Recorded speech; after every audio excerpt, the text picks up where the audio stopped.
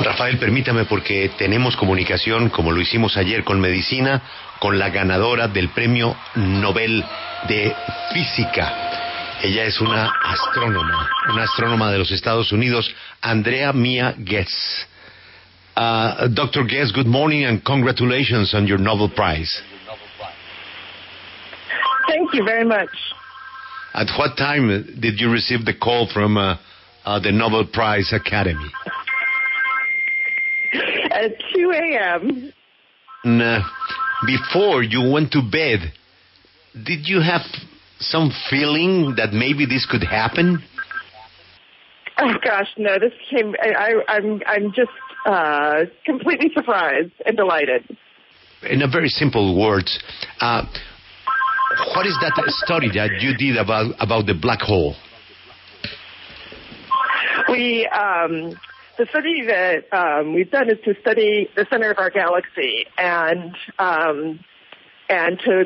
to develop techniques that can get the cleanest pictures so that we can observe how stars move under the influence of whatever is at the heart of the galaxy.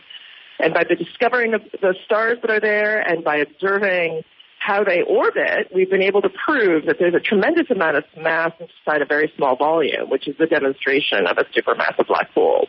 So we can show that there's 4 million times the mass of the sun inside a region that corresponds to the size of our solar system. Doctor, I'm very curious about your book. You Can Be a Woman Astronomer. Why that book? Was it difficult for a woman to be an astronomer? Well, there are very few women in the sciences in general, so I don't know about. It's part of a series called "You Can Be a Woman X." You fill in the X, and this was the "You Can Be a Woman Astronomer," and it's meant to encourage young girls into the sciences. Astronomer, I would like to know a little bit more about black holes because, well, I guess the whole humanity wants to understand what happens inside this gigantic and powerful, full of mass points or dots in the universe. What happens inside a black hole? Can we already say what happens? No, we can't. Actually, that's one of the fascinating things about black holes is that we simply don't understand the physics of what happens inside a black hole. And it's part of why it's so important to demonstrate that they truly do exist in the universe because they represent the breakdown of our understanding of the physical world. Doctor... the breakdown of our laws of physics. Yeah, a very personal question. After all these studies of the origin of the black hole, do you believe in God? Acompáñenos en el canal de YouTube @Julio Sánchez Cristo Oficial.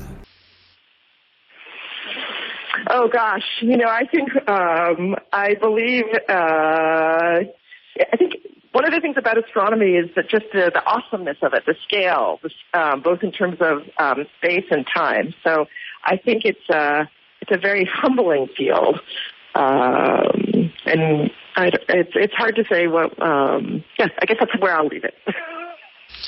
How can this type of discovery that you've helped in simple terms and day-to-day life, this type of discovery can help us move forward in terms of what? Specifically in perhaps terms of I don't know, traveling in space or whatever this type of discovery can help us do in our real life? These things, it's very hard to predict how these things will influence our day-to-day life, as is always true with basic research, but it pushes our understanding forward, and in the future it may be incorporated more into our daily life. And if you think about the physics that's involved in, say, your cell phone, so much of what's taken for granted at the time of its discovery, we simply didn't know what the application would be. So today, I would say it's really just an improvement in our understanding of the physical world. Dr. Ghez, we've seen a lot of movies and documentaries, and well, all of that may be fictional, that black holes have a relation with time, maybe traveling time. How real is this? Which is the relation between time and black holes? Oh, they're completely commingled our understanding of how space and time are intertwined. So black holes are objects where you get a commingling of space and time as you approach the event horizon. And I think this is one of the things that makes black holes so intriguing, is this mixing of space and time that we take for granted as being very separate entities. This is the last question. Thank you so much for your call. I really appreciate it. This is the last question. We read that you are a very good swimmer, but also that you love to dance. We are calling you from Colombia, where people love to dance. Are you still a good dancer? Well, I enjoy dancing. I don't think I'm very talented at it, but I enjoy it. Doctor, congratulations. Enjoy your day. Okay, thank you so much. Appreciate it. Bye. Sí, no, es que ya no se aguantaba más. Juan Pablo estaba sonando todo. Pero estaba más que feliz. Pero ¿usted se imagina? Porque a veces todos los que se ganan el premio Nobel tienen 85 años. Por ¿no? eso es que estoy maravillado. La señora tiene 55, tiene 2 hijos jóvenes. No. Estoy viendo que es casada con otro científico, o sea que... No, es que 1965... escoger la serie de televisión no van a escoger Emily in Paris, ¿no? Imagínense. Tiene todos los estudios, es de las 2 universidades de tecnología pues más poderosas del mundo. UCLA y MIT. MIT, sí, claro. Y MIT. Es fascinante. Muy buena pregunta la suya. Y bueno, vamos a hacer un resumen ejecutivo. El estudio del agujero negro. Ana, resumen ejecutivo a esta hora en la W. Acompáñenos en el canal de YouTube @Julio Sánchez Cristo Oficial. Pues Julio, 3 de la mañana 34 minutos en California, donde estaba nuestra invitada Andrea Ghez de la Universidad de California en Los Ángeles. Ella nos cuenta que se acaba de enterar de que se ganó el premio. En la noche de ayer no se imaginaba que iba a ganar, estaba completamente sorprendida. Ana, nos cuenta que... Ana, entonces, ¿sí? una precisión, porque fue la primera pregunta. ¿A qué horas la llamaron? Y dijo después de las 2 de la mañana. O sea que esta llamada nuestra entra 1 hora después. No, Julio, justo después. Cuando entró la llamada nuestra, ella acababa de colgar con la academia en Suecia, porque incluso la estábamos viendo a través de la transmisión por Twitter. Ella justo colgando, Daniela Durán en Miami logró comunicarse con ella. Así que nuestra llamada fue la primera llamada de los medios de la doctora Andrea Ghez. Entonces, Julio, pues nos empieza... empieza a contar cuál fue el descubrimiento que ellos hicieron.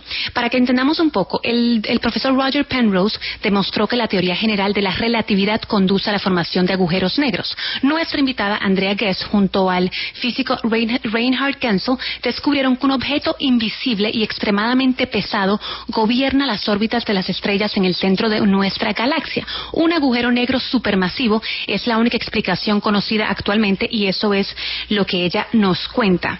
Nos dice que a través de los estudios que ellos han hecho, pues lograron determinar que esta supermasa existe en el centro de nuestra galaxia, en la Vía Láctea, y que a través de esto han podido desarrollar técnicas que les permiten tomar fotografías claras y descubrir qué estrellas orbitan en nuestra galaxia.